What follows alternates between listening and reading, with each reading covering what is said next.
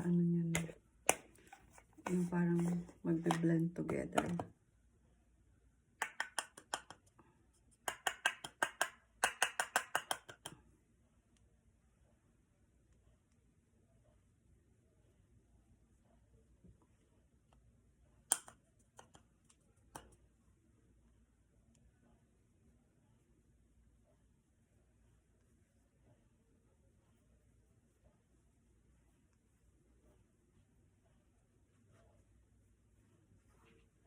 So, ayan. Sana gustuhan niyo itong aking look for today. Thank you so much sa inyong pagpanood.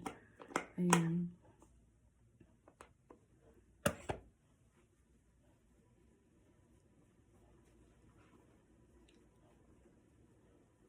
Ayan. Sana nagustuhan niyo itong aking look for today. Thank you so much sa inyo.